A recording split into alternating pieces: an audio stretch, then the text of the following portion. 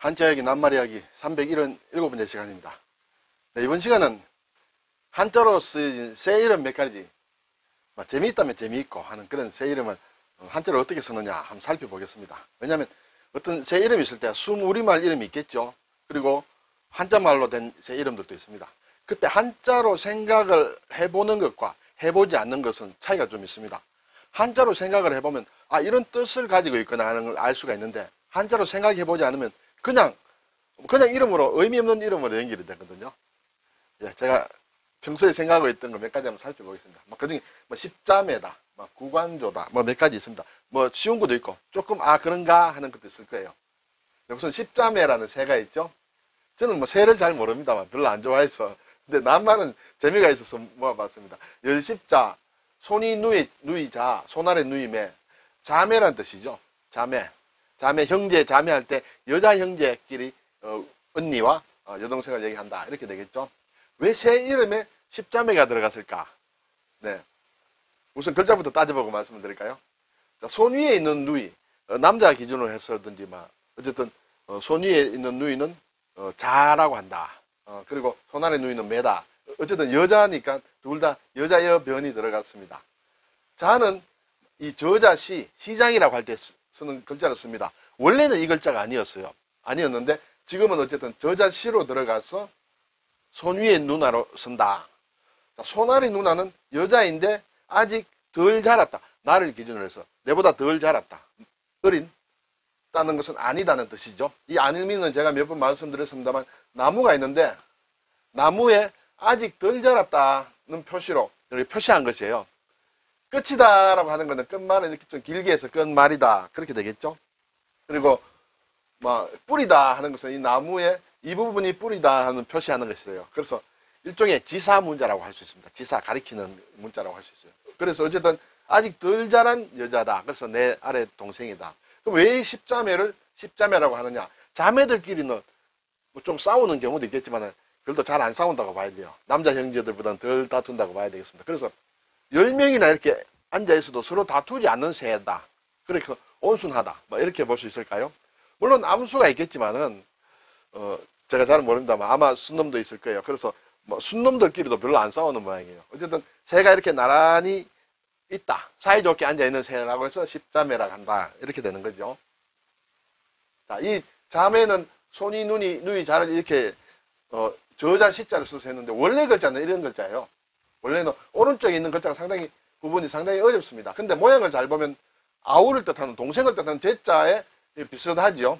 이게 활궁자 같은 모양인데, 아우제일 경우에는 이 활궁자 같은 모양이 여기 나타납니다. 그런데 손이 누이 자일 경우에는 여기 없어지죠. 없어지고 이렇게 됩니다. 네, 의미에 대해서는 우리가 지금 단계에서는 깊이 생각하지 않겠습니다. 이 모양은 비슷한데 연어는 좀 다른 것 같습니다. 어쨌든 요것이 원래 글자다 이렇게 되겠습니다. 자, 두 번째, 지금 열십자부터 왔습니다. 십자는 이제 구자로 내려옵니다. 구관조라는 게 있죠. 앵무새 같은 종류의 모양이에요. 앵무새하고는 다른 모양인데 어쨌든 사람의 말을 흉내를 내는 것을 구관조라는 새가 있는데 저도 본 적은 없습니다. 네, 말로는 알지만은. 구관조는 9구의 벼슬관의 세조예요. 네, 9구는 이렇게 됩니다. 9구. 벼슬관 이렇게 되겠습니다. 벼슬관은 집이다.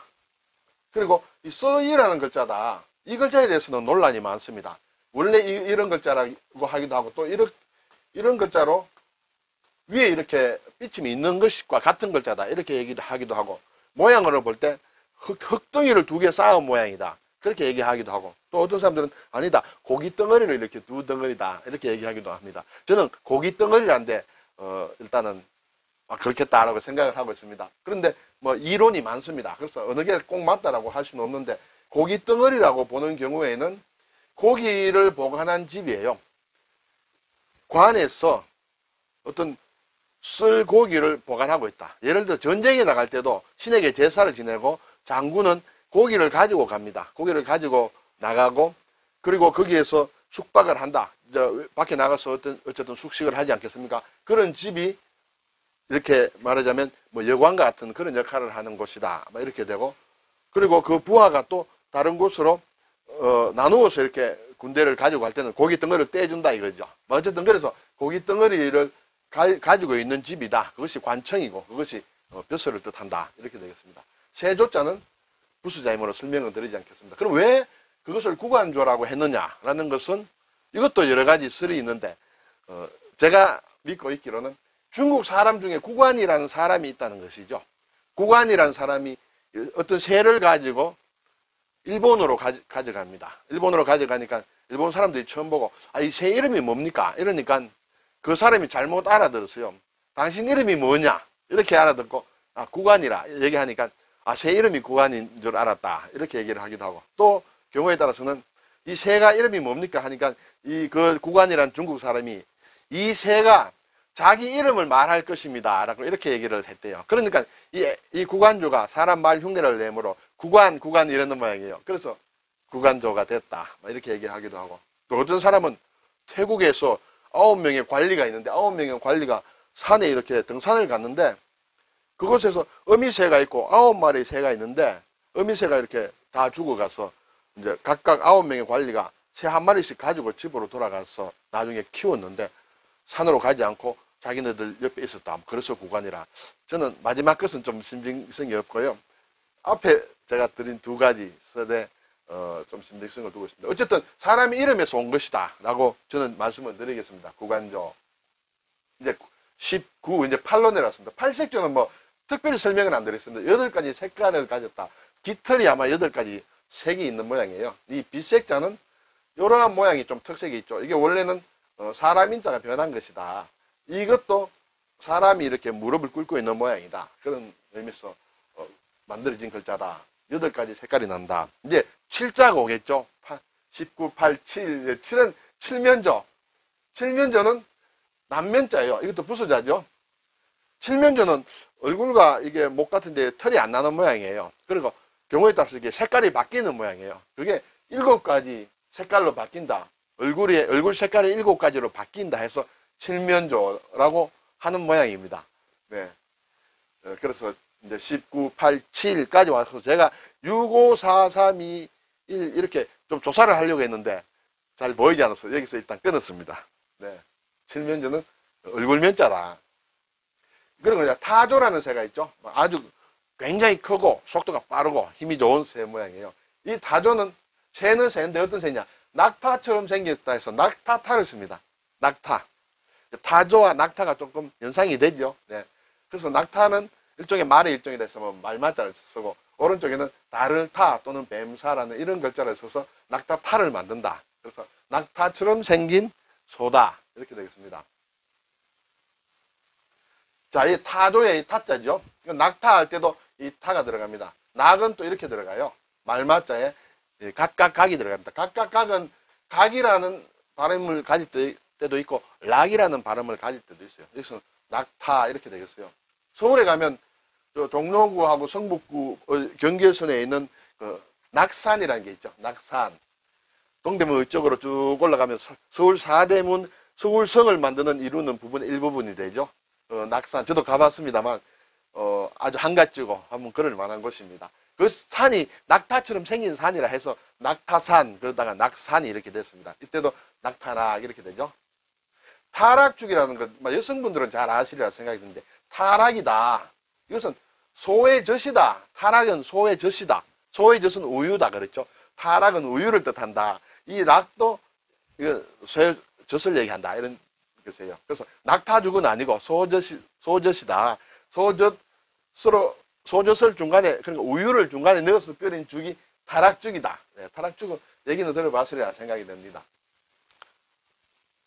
자, 이제 마지막으로 공작새가 있죠. 공작새. 이렇게 아주 꼬리가 화려하죠. 그래서 흔히들 공작새 하면 우리가, 그 벼슬의 자기가 있지 않습니까? 공작, 후작, 공후, 남작, 자작, 백작, 예, 그런 게 있죠. 그렇게 생각하기 쉬운데, 글자가 좀 다릅니다. 네. 우선에, 이 공작은 구멍공자를 씁니다. 참새작을 써요. 자, 구멍공은 이렇게 아들자에 이런 글자가 되는데, 이것은 원래는 이렇게 세을자가 변한 것이다. 이렇게 얘기를 하고 있습니다. 어쨌든 구멍공이다. 구멍을 뚫는다는 것은 천공이라 하죠. 공자님의 성씨가 공이죠.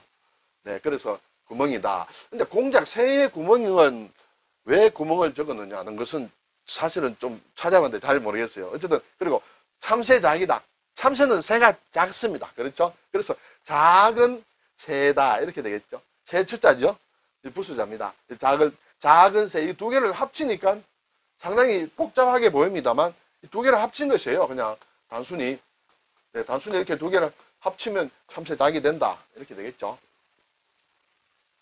그런데 왜 공작이라고 했느냐라는 것을 제가 구문공을 왜 썼느냐는 것도 잘은 모르겠는데, 제가 지금까지 확인한 걸로 얘기를 하면 공작을 뜻하는 영어 피코크라는 그런 발음을 중국에서 번역할 때 이렇게 번역을 했다라는 얘기를 제가 어디서 읽은 것 같은데, 중국어 잘 아시는 분 한번 좀 확인해서 댓글 좀 올려주시면 고맙겠습니다. 어쨌든 공작이다. 이 공작새에는 아까 말씀드린 대로 공작, 백작, 후작, 자작, 남작, 그때 이 작위, 이것은 작위를 얘기하죠. 그것과는 글자가 다른 글자다. 이 공변될 공도 아니고 자기작도 아니다. 구문공자의 어떤 참새작이다. 이렇게 되겠죠.